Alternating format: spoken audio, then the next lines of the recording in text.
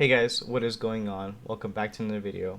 It is me, Punkik Yoshi, or Alberto. Welcome back to another video. I went to an early screening of Fast X last night at 12:30 a.m. and here I am making a video for it the next day before work. Let's do it. So Fast X, we're 10 movies in, 24 plus hours of content. There's a spin-off, Hobbs and Shaw, which was an excruciating watch. I've seen all the Fast and Furious movies, 1 through 10. Now, do I remember all of them, and how long has it been since I've watched them?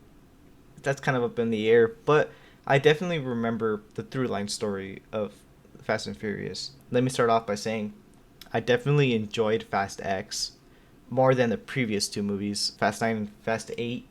Fast 8 for me was god awful, personally, and Fast 9 was fun to watch, but again, it was very high budget. It was very fun, but again, not much story to it other than cargo boom. So I mean, if you like watching those type of movies, it was a fun watch. But if you like more than just action and like to have some story to it, then Fast 9 and Fast 8 were not really for my audience, me personally. Fast 7 was like the last one where I was like, okay, has some story to it. So what about Fast X though?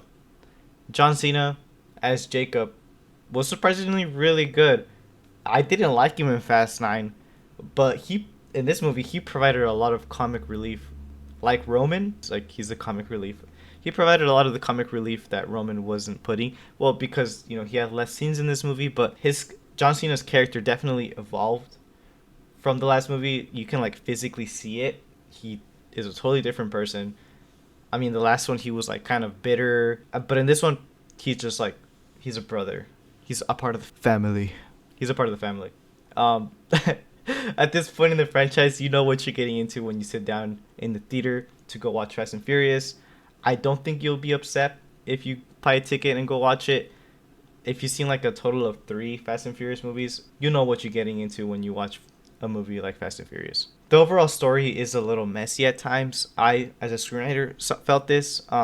I feel like the screenwriters were trying to bounce from set piece to set piece, idea to idea, very fast, trying to like weave them together to make it fluid, but like using some explanations that like kind of don't make sense just for story purposes and like action sequences. But again, this is an action movie. You're not gonna get like everything's gonna be thought out. It's just more like they just tried their best. But it's fine as long as you can like turn off your brain a little bit and just enjoy the action.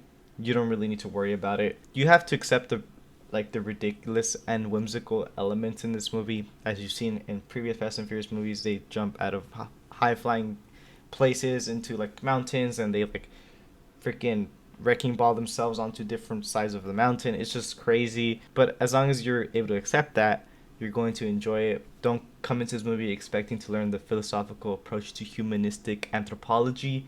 You're not going to get that. Instead, you're just going to get cargo, VROOM, and family. That's all you need. That's all you need to know in Fast and Furious. Cargo, VROOM, and family, baby.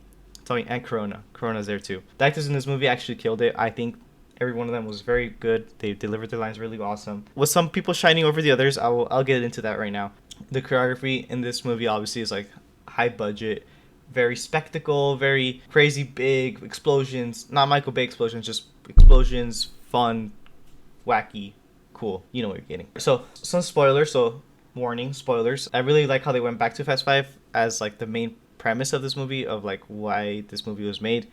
They actually, they're using story to like justify this stuff. That's awesome. Like, what? I didn't think that they were capable of doing that. Like, they went back to Fast 5 and they showed the whole safe scene where Dom and Brian go down the street and take the safe to the bridge. That whole scene.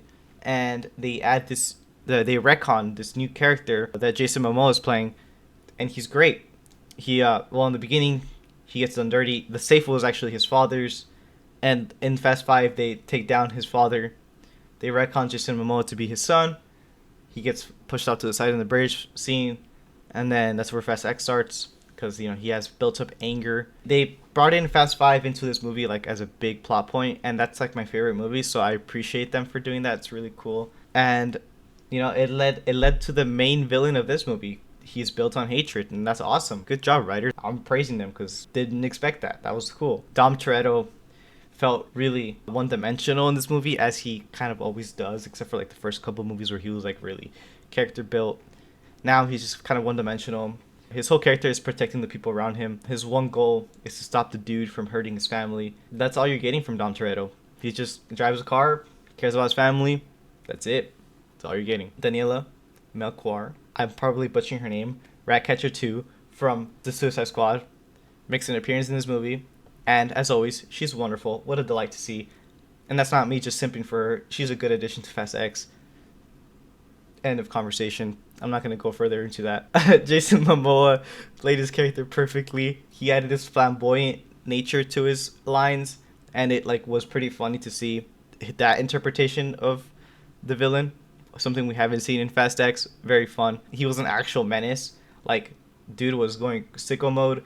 He was out here exploding the Vatican City or something, killing lots of innocent people. He's a psychopath. He's a sociopath. Very interesting villain for Fast X. He had a very clear vision. He wanted to destroy everything around Dom before actually killing him. In terms of story-wise, screenwriting, they delivered it perfectly. They ended off on a cliffhanger. It has been said that they're thinking about doing 3 parts Fast X, or just Fast and Furious. I don't know if they're gonna do 11 and 12. We're just gonna do Fast X Part 1, Part 2, Part 3. I have no idea.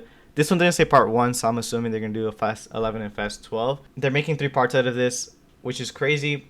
I'm here for it. I'm enjoying them. They're kind of crazy. They're fun.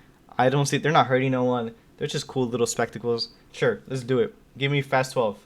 I'll watch it. The movie was pretty funny overall. Every character, bounces off of each other. We get cameos from The Rock and the guy that plays Shaw.